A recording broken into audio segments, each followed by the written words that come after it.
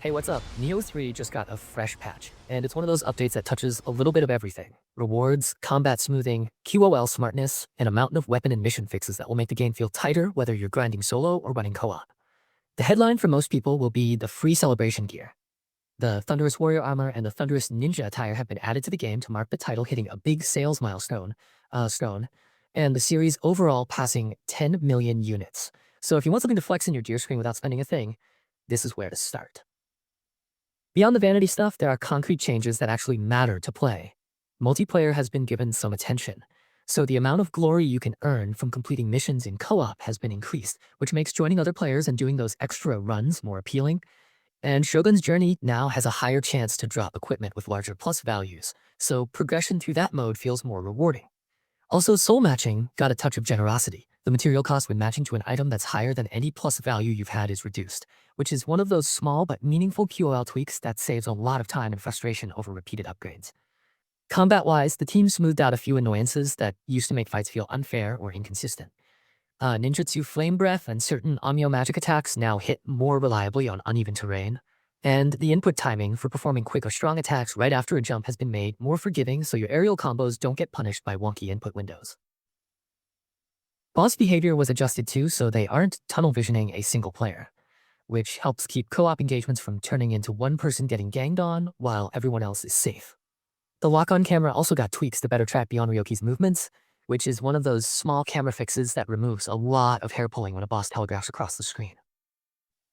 If you're the kind of person who loves micromanagement and inventory cleanliness, there are several nice touches.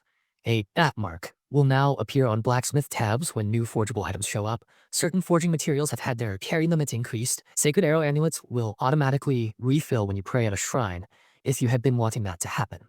And there are new system toggles to disable auto refill of usable items or to automatically lock rare equipment when you pick it up. They also added the convenience of returning from battle scrolls and mission mode expeditions via the main menu, and the map icon condition text will now show for all icons, small things that combine into a smoother play loop. Now, the meat of this patch is absolutely the long list of weapon-related adjustments and bug fixes. Team Ninja went deep here. Many martial arts and weapon-specific moves across samurai and ninja weapon sets had problems where combos wouldn't chain correctly, key pulses didn't register, arts proficiency would stop when it shouldn't, or certain moves would behave oddly after jumps, dodges, deflects, or when camera options were toggled. The patch addresses issues for swords, dual swords, ogachi, spear, axe, cestus's switchglaive, and multiple ninja weapons like the split staff, talons, kusudama, ninja sword, hatchets, and tonfa. That includes fixes to allow certain martial arts to actually trigger after the correct inputs, preventing key consumption bugs, ensuring mid-air final blows land reliably, and stopping situations where a martial art would consume ki but not actually perform. If you've ever felt the game cheated you with an unregistered input or a missing follow-up, a lot of those situations are being targeted here. There's also a hefty set of mission and progression bug fixes that remove some nasty soft locks and weird behavior. Enemies disappearing or failing to spawn in specific Shogun's journey areas, issues preventing key items like the dirty key from dropping or being retrievable, problems with certain myths not progressing correctly even after talking to NPCs, and cases where battle results or item acquisitions weren't being tracked properly across story mode and expeditions.